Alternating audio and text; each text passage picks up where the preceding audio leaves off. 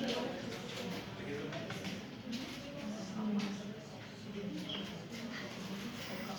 I would like to start this presentation with a story that I read in a book of Richard's famous biography.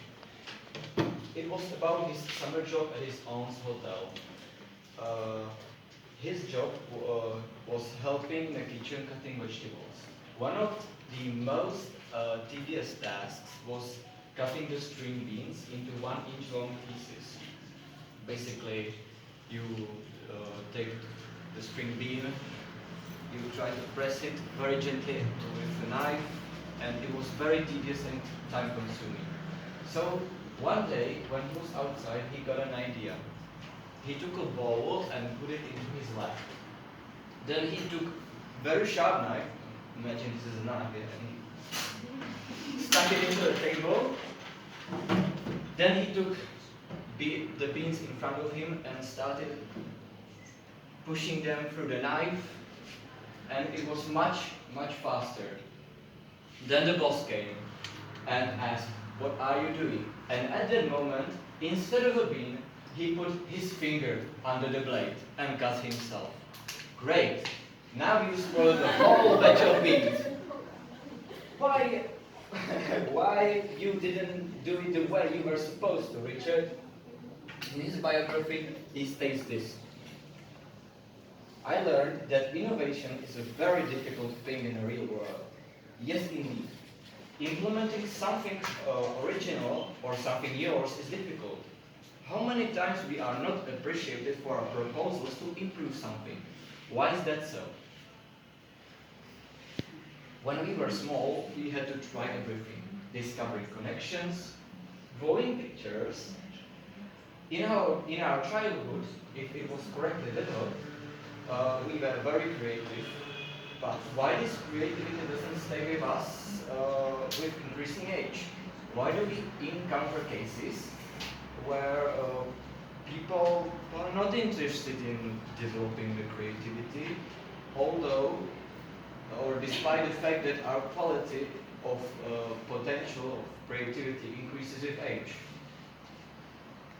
When we start school, we learn how to read, how to write, to count, biology, history, you know it, you name it. Well, that's good and all, but how you process, the school will only teach you how to process information quantitatively, not qualitatively.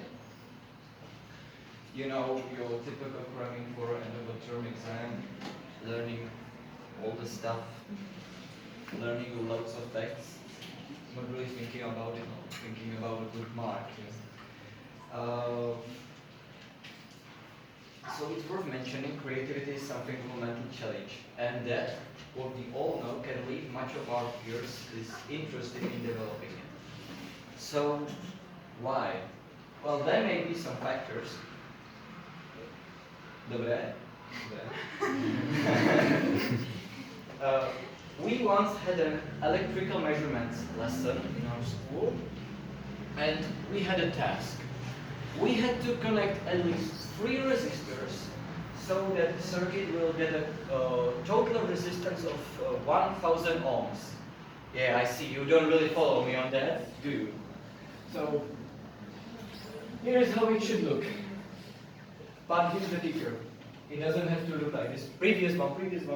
Yeah. Doesn't have to look like this. Next one can look like this, or it can even look like this. But we didn't get any schematic, or like, you know, the picture, the diagram schematic. So the teacher would test us how creative we are. But the switchboard, or the training switchboard, where we were supposed to connect the resistors, looked like this. Basically, every socket represents one component, and there were a lot of these sockets. So that naturally, that steered a lot of people away. And to add an insult, an injury, our teacher prepared a power supply that will power the whole thing, and said, "This power supply is smarter than you. it can detect short circuit before you do. So if you short your circuit, you fail the task automatically. Now imagine the tense atmosphere at the classroom. So after a while, someone brave came forward and tried to connect it. But you know, this was our first lesson on electrical measurement, so we didn't know how to work with that. So he tried to connect some wires, and he thought he got it. So the last thing to do was to turn on the power supply. And you could see how unsure he was. He was so hesitant to turn on the power supply, but eventually he turns it on. So what do you think? Explosion. Not that. Unfortunately, the short circuit protection got triggered and the power supply goes like beep, beep, beep, beep, beep. And suddenly you heard a teacher saying in a punishing tone, "Wow, in your final protocol you will write as follows. I shorted the circuit, I failed the task." So, yeah. So I think you all know, you notice what was wrong about this story, the immediate punishment from the teacher. This attitude evokes the mindset of, well, why should I try when I can get an F for every small mistake? This induces a fear of failure that keeps us in comfort zone, because why should I try? But not in every case, we will find ourselves in such toxic environments. We will maybe want to fulfill ourselves, but later we will find that the way to our goal is not so straight and without problems. We had to... just a minute.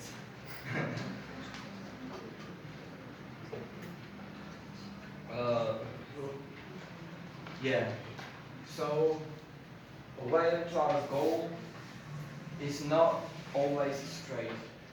It's always curvy, has a lot of obstacles, but that shouldn't be the way, that shouldn't be the case of giving up.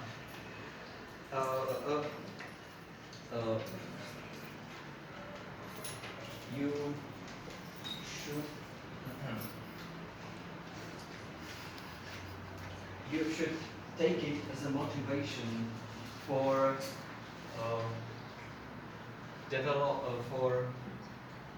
for continuing reaching your goal, and it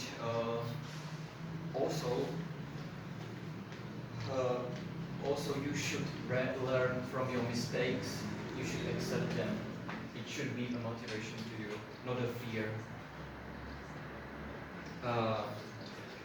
It would leave you thinking, advance your understanding, and empower your creativity.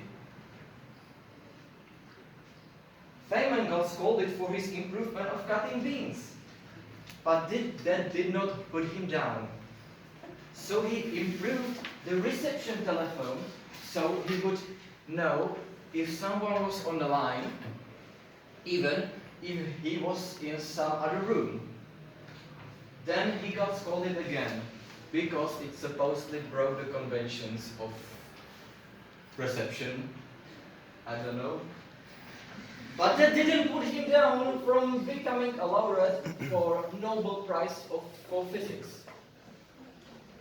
You see, when we are scared of failure, we only inconvenience ourselves. We were all born with creativity in our head. We have to just develop it. Develop it by thinking of connections. I have a question. Did something ever interest you so much that you were curious, you were try to find out how it works, the principle,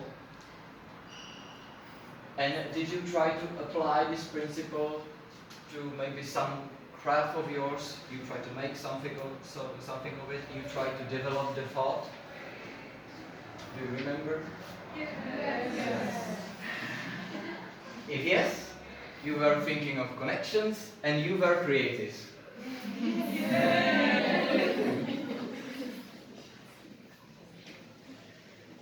So,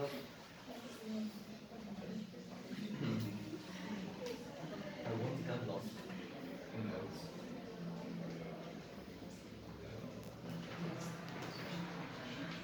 So, as children in kindergarten, we were finding connections non-stop. For example, at a sandwich, if you make the sand wet, it will stick to itself. If you would put the sand in a bucket, it would make a structure in the form of a bucket. If you don't compact the sand enough, it will not hold well.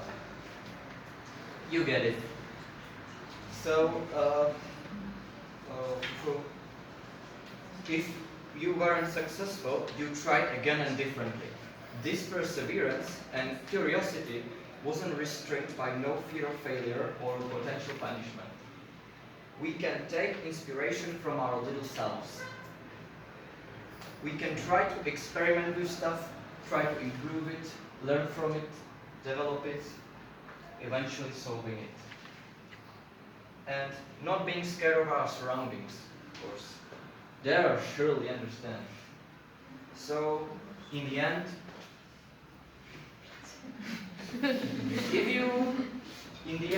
you will find that being creative and thinking about stuff is kind of fun. Thank you.